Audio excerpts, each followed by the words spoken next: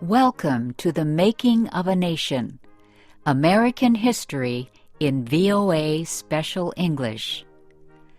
A new leader stood before the American people on March 4th, 1913. He was Woodrow Wilson, the 28th President of the United States. Wilson belonged to the Democratic Party.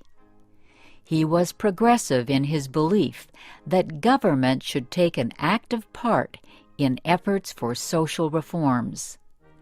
This week in our series, Kay Gallant and Harry Monroe begin the story of Wilson's presidency.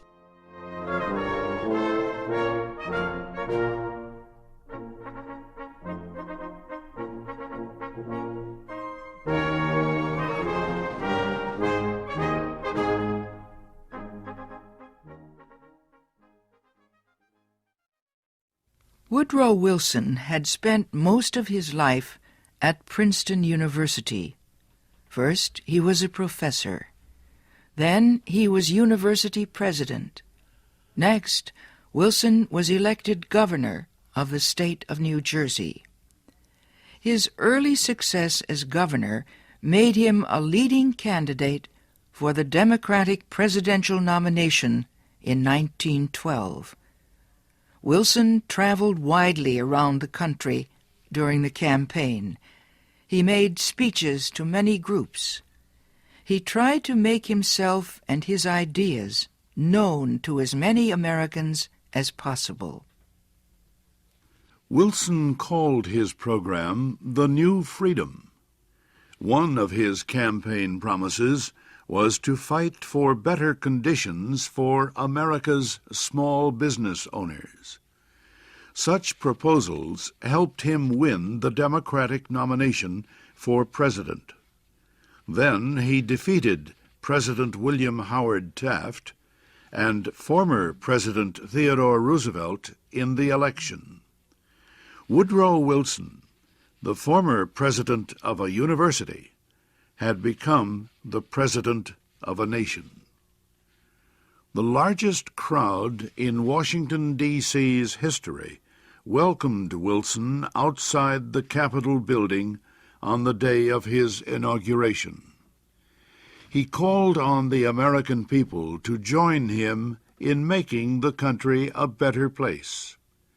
"Our duty," Wilson said, "is to correct the evil without hurting the good. I call all honest men, all patriotic, all forward-looking men to my side."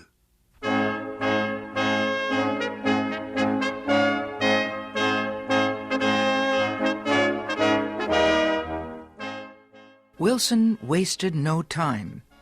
He immediately called a special session of Congress to act on Democratic campaign promises to reduce import taxes or tariffs. Wilson felt strongly about the need to reform these taxes. He broke tradition by leaving the White House to appear before Congress in person to appeal for his tariff proposals. Many members of Congress opposed Wilson's plans, but the new president used the results of a Senate investigation to win the fight. The investigation showed that a number of senators owned companies that depended on high tariffs for their profits. The votes of these senators were influenced by their property holdings. Public knowledge of the situation forced many of them to give up their holdings and stop resisting tariff reform.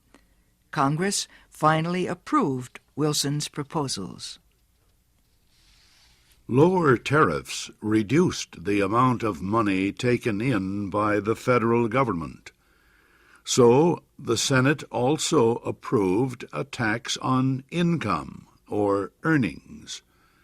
A constitutional amendment had been passed earlier to permit such a tax. President Wilson and the Democratic Party were pleased with the new tariff and income tax bills. But they were far from finished. Next, they turned their efforts to reform of the banking industry. For several years, many people had recognized the need for changes in the banking system. The old system of uncontrolled private banks had developed years earlier, before the United States became a major industrial nation. Many people agreed that a more modern system was needed, but they could not agree on details. President Wilson said control of the nation's wealth was held by too few men. He noted a report that said just 2 men controlled 10% of the total wealth of the United States. Wilson said the nation needed a money supply that could be increased or reduced when necessary to correct economic conditions. He said a method was needed to let banks help each other during economic emergencies. And, he said, laws were needed to prevent a few wealthy men from using the economic resources of the country for their own purposes. Finally, Wilson said the control of this system of banking must be public, not private. It must belong to the government itself. Wilson called his proposal for a central bank the Federal Reserve System. Under the plan, the nation would be divided into 12 areas. Each area would have its own Federal Reserve Bank. These area banks would not do business with the public. They would serve only as bankers' banks, and they would issue a new form of money supported by the federal government. Most important, the leaders of the new system would be chosen by the government, not by private business.